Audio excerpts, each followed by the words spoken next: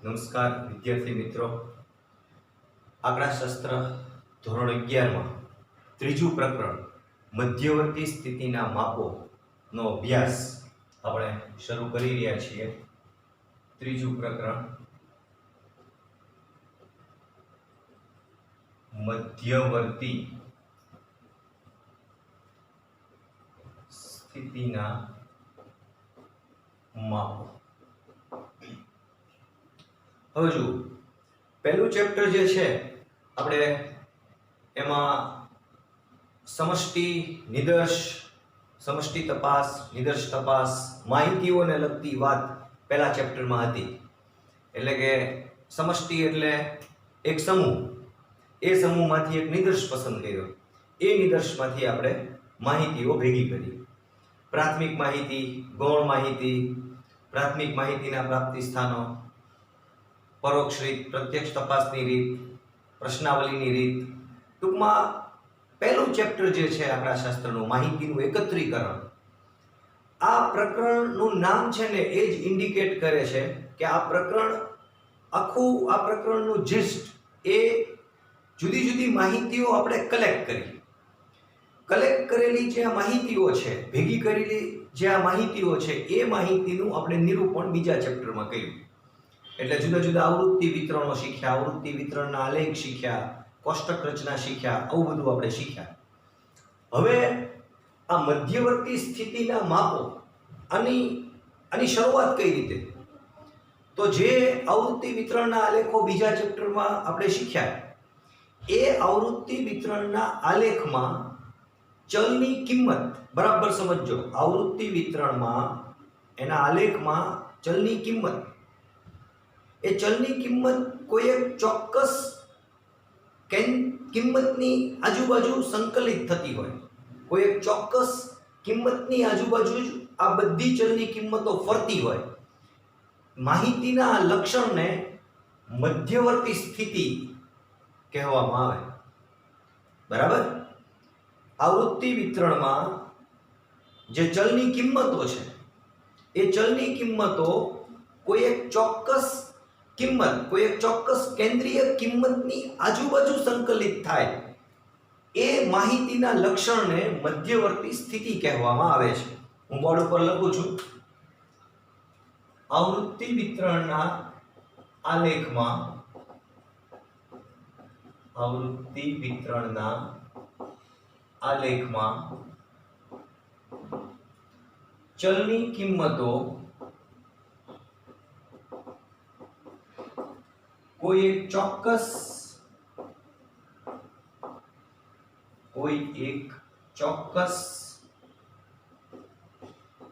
કેન્દ્રીય કિંમત આગળ સંકલિત થાય છે. ચલની કિંમતો કોઈ એક ચોક્કસ કિંમત આગળ સંકલિત એટલે કે એકઠી થાય છે. માહિતીના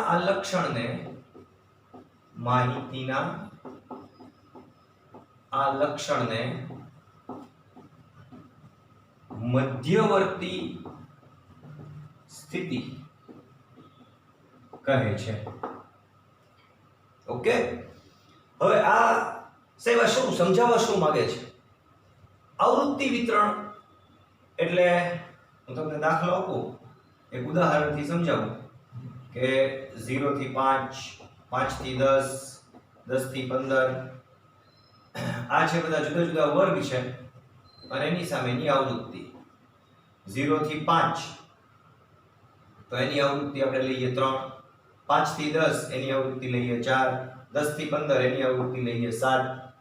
કે 0 થી 5 વર્ષની ઉંમરમાં ચશ્મા આવ્યા હોય એવા બાળકોની સંખ્યા 3, 5 થી 10 વર્ષની ઉંમરમાં ચશ્મા આવ્યા હોય એવા બાળકોની સંખ્યા 4 અને 10 થી 15 વર્ષની ઉંમરમાં ચશ્મા આવ્યા હોય એવા બાળકોની સંખ્યા 7. ટોટલ આપણે 14 બાળકોની, કોઈ એક સોસાયટીના 14 બાળકોની ઉંમરના પ્રમાણમાં એને ચશ્મા આવ્યા એની માહિતીનું આ આવૃત્તિ વિતરણ કહેવાય. ક્લિયર? કે 0 થી 5 વર્ષની ઉંમરમાં ચશ્મા આવ્યા હોય એવા 3 બાળકો છે, બહુ નાની ઉંમરમાં ચશ્મા આવી ગયા. 5 થી 10 વર્ષની ઉંમરમાં 4 બાળકોને ચશ્મા આવ્યા, 10 થી 15 વર્ષની ઉંમરમાં 7 બાળકોને ચશ્મા આવ્યા, ટોટલ 14 બાળકોને ચશ્મા આવ્યા. અને એની આ માહિતી દર્શાવતું આવૃત્તિ વિતરણ છે. આનો આપણે આ આવૃત્તિ વિતરણનો આલેખ દોરીએ, આની આકૃતિ દોરીએ અથવા આલેખ ન પણ દોરીએ, પણ કહેવા એવું માંગે છે કે આ જે આવૃત્તિ વિતરણમાં ચલની જે આ કિંમતો છે, આ બધી ચલની કિંમતો છે, બરાબર. આ આવૃત્તિ એટલે આને આપણે ફ્રીક્વન્સી કહીએ. ચાલો આ જે છે વર્ગ, એમાંથી ચલ બનશે. આ બધી ચલ, આ ચલની કિંમતો જે છે એ ચલની કિંમતો કોઈ એક ચોક્કસ કિંમત આગળ ભેગી થતી હોય એ લક્ષણને મધ્યવર્તી સ્થિતિ કહેવાય છે. ક્લિયર? આ આવૃત્તિ છે જેને આપણે f ફ્રીક્વન્સી, અને આ વર્ગ છે એમાંથી આપણે ચલ બનાવશું. કઈ રીતે ચલ બનાવશું એ આપણે આગળ જોઈએ. 10માં તમે આ ભણીને જ આવ્યા હશો.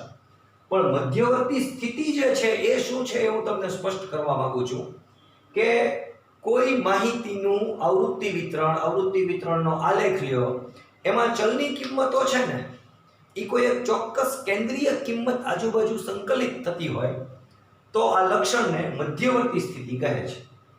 હવે બીજો પોઈન્ટ આવે કે સાહેબ આ મધ્યવર્તી સ્થિતિનું માપ એટલે શું? તો ચલની કિંમતો, બરાબર સમજો, આ મધ્યવર્તી સ્થિતિનું માપ વિશે લખું છું. ચલની કિંમતો જે કેન્દ્રીય કિંમતની પાસે સંકલિત થતી હોય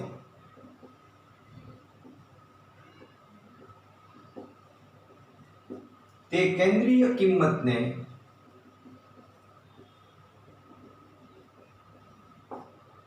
મધ્યવર્તી સ્થિતિનું માપ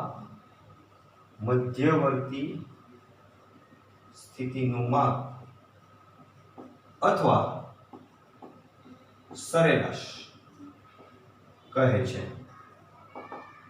બરાબર. ચલની કિંમતો જે કેન્દ્રીય કિંમતની પાસે સંકલિત થતી હોય, આ બધા વર્ગમાંથી જે આપણે ચલ બનાવીએ એની કિંમતો જે કેન્દ્રીય કિંમત પાસે સંકલિત થતી હોય તે કેન્દ્રીય કિંમતને મધ્યવર્તી સ્થિતિનું માપ અથવા સરેરાશ કહે છે. એક ખ્યાલ મગજમાંથી કાઢી નાખજો કે સરેરાશ એટલે મધ્યક. એવું નહીં. આંકડાશાસ્ત્રની પરિભાષામાં સરેરાશ જે છે એ સરેરાશમાં પ્રચલિત સરેરાશ મધ્યક છે. બરાબર. મધ્યવર્તી સ્થિતિનું માપ અથવા સરેરાશ એટલે શું, એવો જો સવાલ પૂછાય તો આપણે આ જવાબ લખવો પડે કે ચલની કિંમતો જે કેન્દ્રીય કિંમતની પાસે સંકલિત થાય તે કેન્દ્રીય કિંમતને મધ્યવર્તી સ્થિતિનું માપ અથવા સરેરાશ કહે. હવે આ મધ્યવર્તી સ્થિતિનું માપ એટલે કે સરેરાશ, એના કેટલા માપ આપણે શીખવાના છે. તો મધ્યવર્તી સ્થિતિના માપમાં આપણે મધ્યક શીખશું જે સૌથી પ્રચલિત સરેરાશ છે, પછી મધ્યસ્થ, ચતુર્થક, દશાંશક, શતાંશક આ બધી સ્થાનીય સરેરાશ છે, અને બહુલક એ પણ એક પ્રકારની એવરેજ જ છે, સરેરાશ જ છે.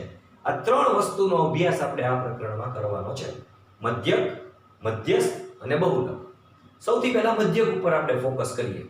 તો મધ્યક એ સૌથી વધારે પ્રચલિત સરેરાશ છે, અને અત્યારે હું તમને મધ્યક શોધવા માટે ના સૂત્રો કઈ રીતે વર્ગીકૃત કરી અને પાકા કરવા જોઈએ એ હું શીખવાડું છું.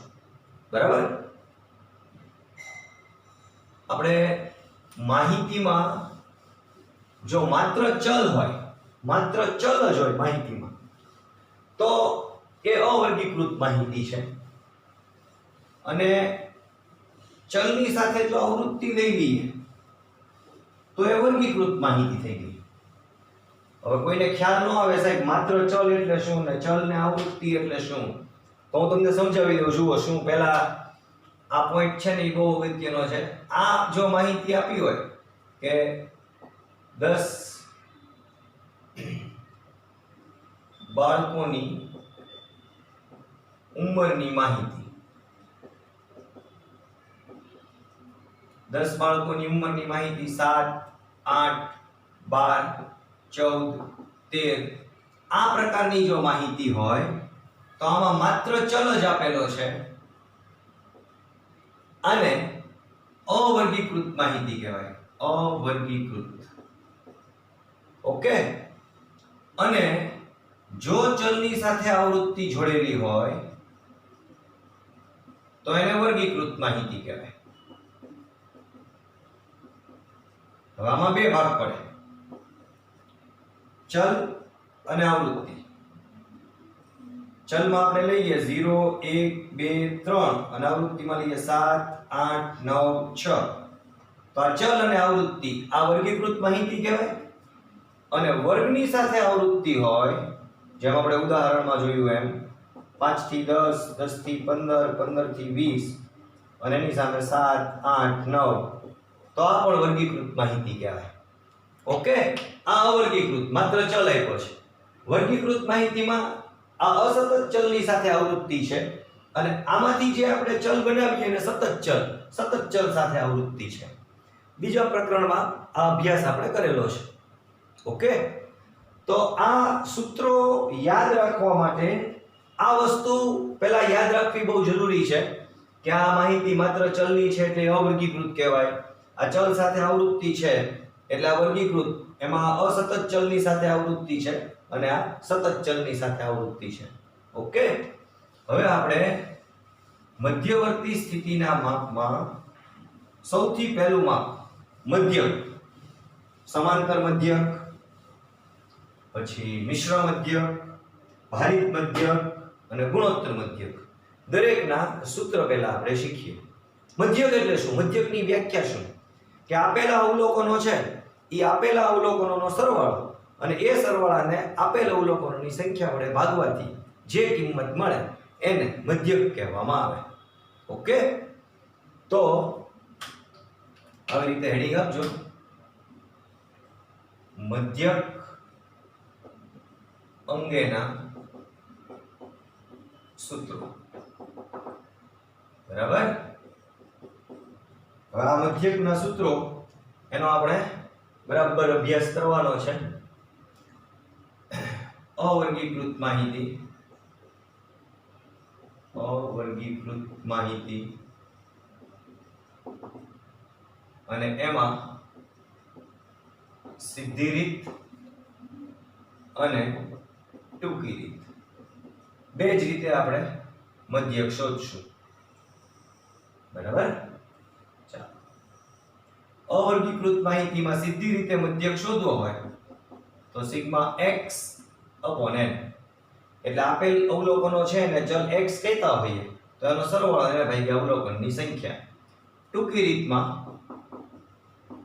a વત્તા sigma d upon n. a એટલે ધારેલો મધ્યક, એ ધારેલા મધ્યકની મદદથી જે નવો ચલ શોધીએ એ d અને એનો સરવાળો. બરાબર.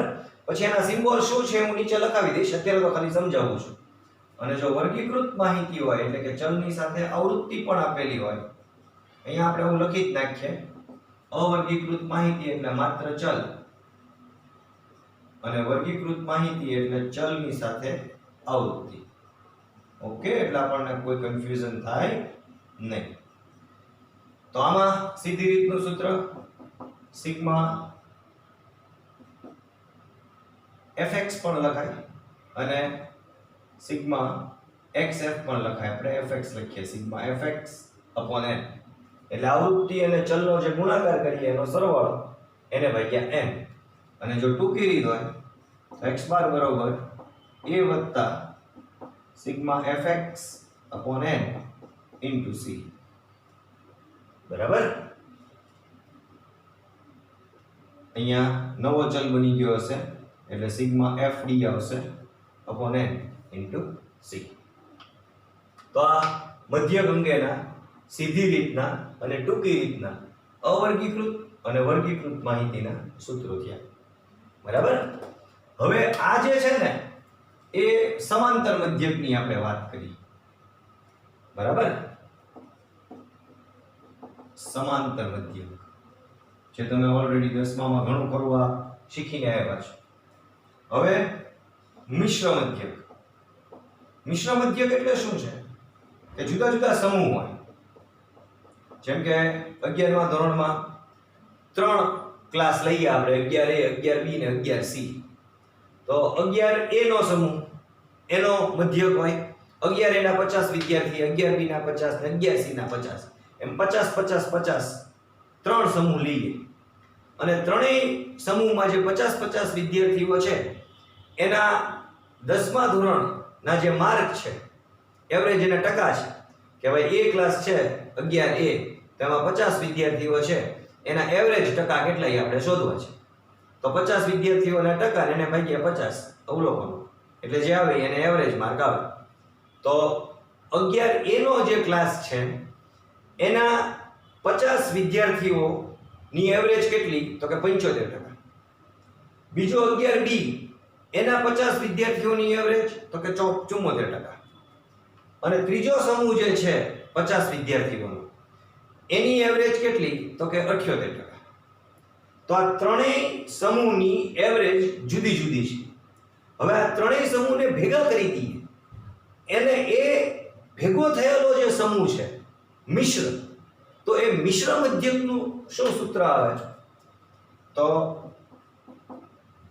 કમ્બાઇન્ડ એવરેજ, પહેલો સમૂહ અને એનો મધ્યક, એનું તમારે મલ્ટીપ્લિકેશન કરવાનું, વત્તા બીજો સમૂહ માં જે અવલોકનો છે એ અને એનો મધ્યક, ત્રીજો સમૂહ ના જે અવલોકનો છે ને એનો મધ્યક.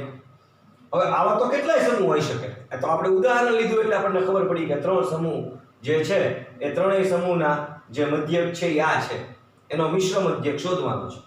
પણ આપણે સૂત્ર લખીએ ત્યારે તો એ વ્યાપક સ્વરૂપમાં લખવું પડે.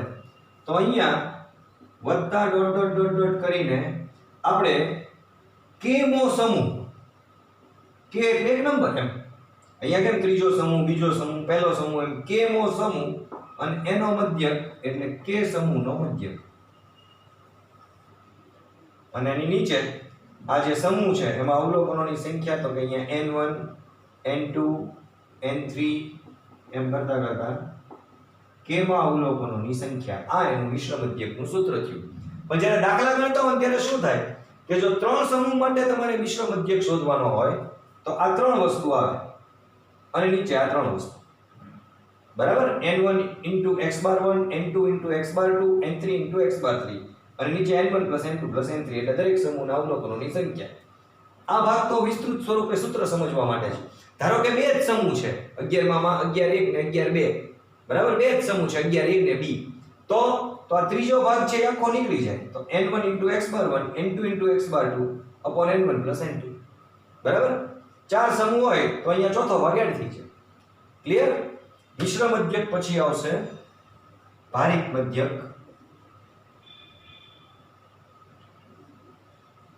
તો ભારિત મધ્યકનું સૂત્ર x બાર w બરાબર sigma xw upon sigma w. આ વેઇટ એવરેજ છે, વેઇટ ભાર, બરાબર, મહત્વ, એનો ચલ સાથે ગુણાકાર ને એનો સરવાળો, નીચે મહત્વનો સરવાળો, એ આપણે આવે ત્યારે શીખશું. મિશ્ર મધ્યક, અચ્છા મિશ્ર મધ્યક તો પૂરો થઈ ગયો. ભારિત મધ્યક, અને હવે જે છે એ છેલ્લો મધ્યક એ ગુણોત્તર મધ્યક.